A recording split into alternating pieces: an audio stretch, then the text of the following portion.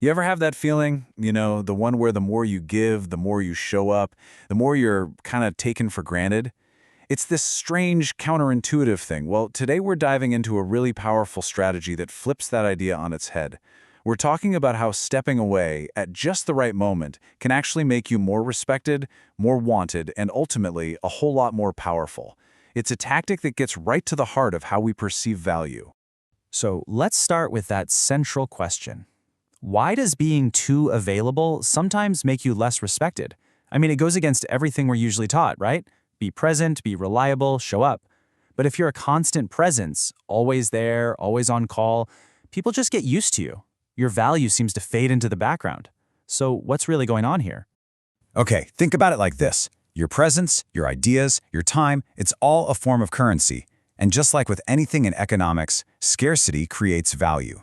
If gold nuggets were as common as rocks, they wouldn't be worth much, would they? It's the same with you.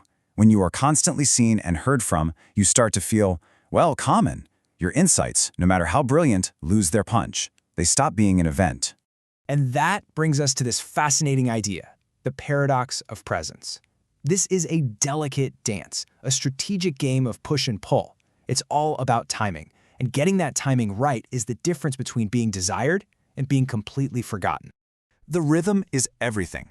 Look, at the beginning of any relationship, romantic, professional, whatever, you have to be there. You need to establish your presence, show your value, make an impact. But once you've done that, once their interest is captured and they recognize what you bring to the table, that is the moment to strategically pull back. And this is where the magic happens. Your absence creates a void, and people's imaginations rush to fill it. They start to miss you, to idealize you, to remember all your best qualities.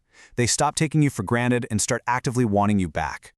Now, to see how badly this can go wrong when you mess up the timing, let's look at a cautionary tale. It's the story of a troubadour named Guillaume de Boulogne.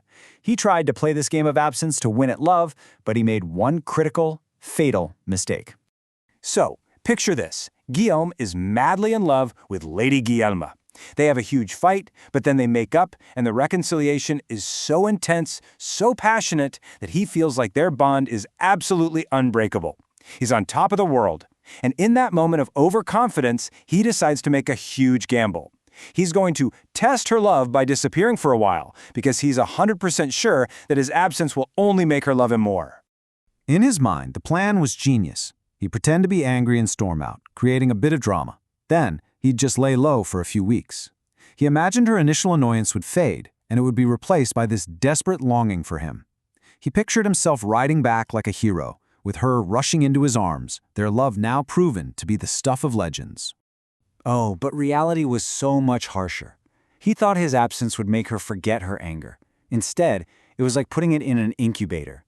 With him gone, her anger had all the space it needed to grow, to fester, until it hardened into something much worse, total indifference. By the time he came back, he wasn't the hero she'd been dreaming of.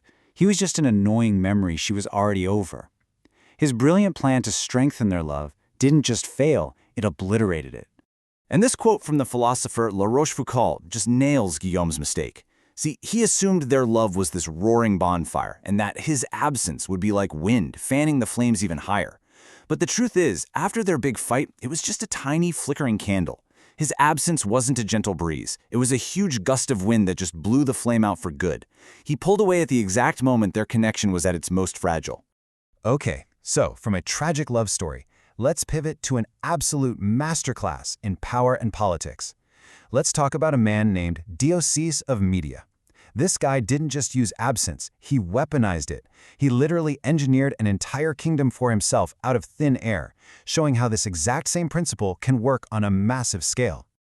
Diocese's strategy was just a work of art. Step 1. In a land with no real law, he made himself the one and only symbol of justice. His presence became essential. Then, step 2, and this is the killer move. Right at the absolute peak of his popularity, when everyone relied on him, he quit. He just walked away. Step 3 was what he knew would happen. Chaos returned, even worse than before. And now people didn't just respect him, they felt the pain of him being gone. This created a desperate demand. They didn't just ask him to come back as a judge, they begged him to become their king. And he only accepted on his own terms, ruling from a secluded palace which only added to his mystique. By mastering absence, he locked down his power for over 50 years. And that's the real genius of what Diotes did. He didn't just leave a gap, he created a vacuum that he knew only he could fill. He basically manufactured a crisis by removing the only solution, himself. So his return wasn't just something they wanted, it became a desperate necessity, and they were willing to give him absolute power just to have him back. So we've seen this law fail miserably, and we've seen it succeed brilliantly. So the question is, how do we actually use this in our own lives? It's time to open up the scarcity playbook. I love this metaphor. Think about the sun. After a long week of gray, rainy days, that first moment the sun breaks through the clouds feels amazing, right? But on a long, hot summer, we can start to take it for granted. Your goal is to become like the sun in your world. You have to learn how to create a few rainy days of your own, those moments of absence, so that when you do return, your presence is that much more appreciated and valued. So what does this look like in the real world? Well, once you're an established part of a group, fight that urge to always be there. Be the person who leaves the party when it's still fun. At work, you don't have to have an opinion on every single email chain. When you hold back sometimes, your words have more weight when you do decide to speak. You stop being part of the background noise and you become a feature presentation. And this has never been more true than it is right now. We live in a world of constant connection, social media updates, 24/7 availability. We are drowning in presence. In an environment like that, the person who has the self-control to withdraw, to go silent, to disappear from the noise, that's the person who holds the real power. In an age of oversharing, scarcity is the ultimate power move. But hold on, before you go deleting all your social media and ghosting your friends, there is a huge, massive but here. There's a reversal to this law that you absolutely have to understand, or you risk ending up just like our tragic friend Guillaume. Here it is, the single most important rule: timing. You cannot create value with your absence if you haven't first created value with your presence. This is not a strategy for day one. It's not for the newcomer or the first date or the new employee. It is an advanced tactic, and it's reserved for people who have already put in the work to become known, respected, and valued. Because think about it. If you disappear before anyone really knows who you are or what you're about, they're not going to miss you. They're just going to forget you. There's no flame to fan. There's no great memory for their imagination to build on. You just become invisible, and any potential you had to build influence just evaporates. So it's really a two-stage process. Stage one is all about building your brand. You have to be omnipresent, be visible, be consistent, be excellent. Create a really strong, positive image in people's minds. Only after you've done that can you move to stage two, strategic withdrawal. Now you take that valuable presence you've built and you make it a scarce commodity.